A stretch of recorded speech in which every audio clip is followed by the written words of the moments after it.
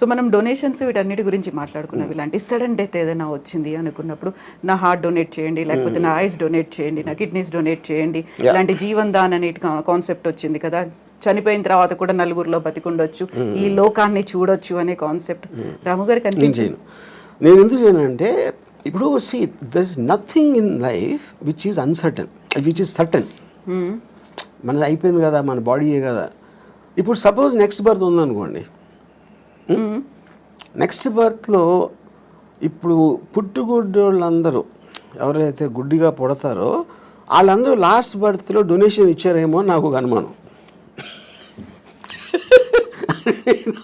అప్పుడు దేవుడి దగ్గరికి వెళ్ళి ఇచ్చావు కదా, ఇప్పుడైతే నెక్స్ట్ బర్త్ నువ్వు నీ కళ్ళు కూడా పడతావు అని చెప్పారు అనుకోండి, అరే అమ్మా అని నేను డిసప్పాయింట్ అవుతాను కదా. అందుకని అలాంటి ఛాన్స్. ఇంకోటి ఏంటి, I'm not an అల్ట్రూయిస్ట్, I don't live for others. నా కోసమే బతుకుతా, అన్నీ నేనే తీసుకెళ్ళిపోతాను. కాకుంటే ఇప్పుడు కళ్ళని దానం చేయమన్నప్పుడు వచ్చినటువంటి ఒక యాడ్ అనేది ఉంది, నెక్స్ట్ జన్మలో మీ కళ్ళతో ఈ ప్రపంచాన్ని చూడొచ్చు, అందమైన ప్రపంచాన్ని చూడొచ్చు అనేది. కళ్ళు అనేది it's a device. The only thing which perceives everything is the brain. బ్రెయిన్లో కూడా ఉన్న కాంప్లెక్స్ బ్రెయిన్ మ్యాటర్ కాదు కదా. దేర్ ఇస్ బ్రెయిన్ అనేది యాక్చువల్లీ ఒక ఎగ్జాక్ట్లీ మీ కళ్ళు రిజిస్టర్ చేస్తున్నాయి, దాన్ని బ్రెయిన్ పర్సీవ్ చేస్తుంది. Every kind of a sense you have, whether it is your hearing or whether it's your touch or your vision, all of them are functions of the brain, of the mind, which is a thought, and thought doesn't have form. So a thought అనేది మనకి ఇప్పటివరకు తెలియదు అదేంటో అసలు exactly why does a bunch of thoughts and feelings should have a human body అనేది నా one of the biggest questions నాకు.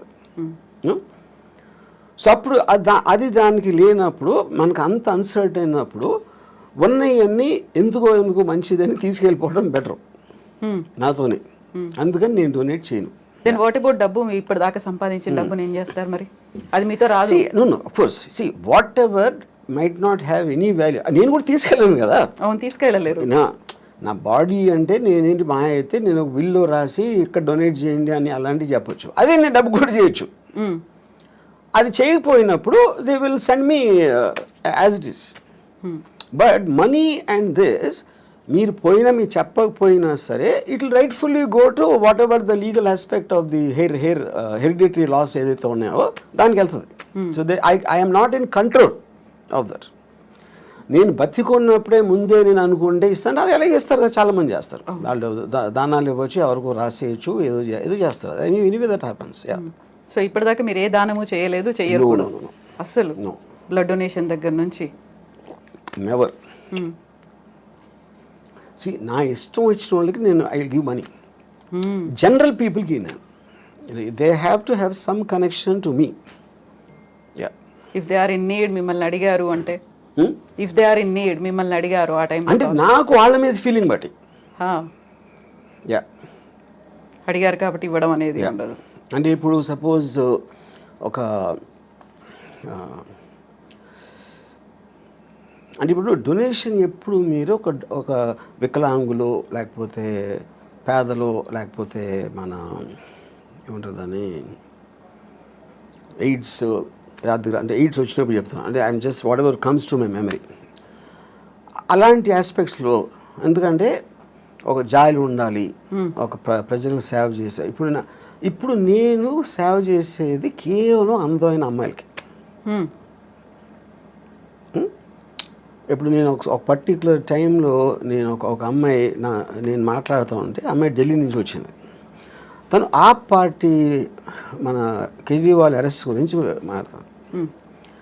నేను వేసుకున్న డ్రెస్సు చాలా అందంగా ఉన్నావు. నేను అది అనుభవిస్తున్న టైంలో నువ్వు కేజ్రీవాల్ అరెస్ట్ గురించి మాట్లాడతావు. అలా కేజ్రీవాల్కి నాకు సంబంధమే లేదు. అప్పుడు ఆ టాపిక్ మూలాన నేను ఆనందించే ఆస్వాదన తగ్గిపోతుంది, అది డిస్టర్బ్ చేస్తుంది. అప్పుడు నీకన్నా కేజ్రీవాల్ నాకు ఎందుకు ఇష్టం అవ్వాలి, నువ్వెందుకు అనుకుంటున్నావు నాకు చెప్పాను. ఇప్పుడు ఇక్కడ పాయింట్ ఏంటి, she is concern about Kejriwal.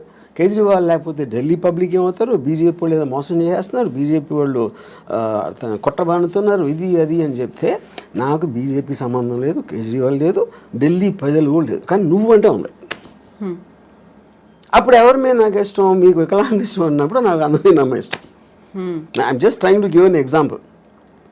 So అప్పుడు నేను ఒక అమ్మాయి అందాన్ని కెమెరాలో బంధించడానికి నేను లక్షలు ఖర్చు పెడతాను. అదే లక్షలు వాళ్ళకి ఇవ్వచ్చు కదా, స్కూల్ కట్టేసేది కదా అంటే నేను చేయను. ఎందుకంటే I'm getting happiness out of that. నా కోసం ఖర్చు పెట్టుకున్నాను, అమ్మాయి కోసం కాదు. ఎవరి మూలానైతే నాకు హ్యాపీనెస్, నాకు అనేది అండర్లైన్ పాయింట్ అక్కడ. యా, అప్పుడు పవర్ఫుల్ మెన్, బ్యూటిఫుల్ విమెన్, ఇలాంటి కొన్ని కేటగిరీస్ ఉంటాయి నాకు, వాటి మీద ఖర్చు పెడతాను. యా, ఆ అమ్మాయి రియాక్షన్ ఏంటప్పుడు? Now she start laughing. ఎందుకు laughing? Because why is Kejriwal Delhi people and they are better than your beautiful body అని అడిగా. అది నాకు చెప్పాను. నేను చెప్తున్నాను క్లియర్గా, నాకు నువ్వే ఇష్టం, వాళ్ళు కాదని. నీ బాడీ కన్నా వాళ్ళు ఎందుకు నాకు ఇష్టం ఉండాలి అని నువ్వు చెప్పాను. Maybe in the way I talked and all that she suddenly started laughing. ఎందుకంటే ఆన్సర్ చెప్పలేక.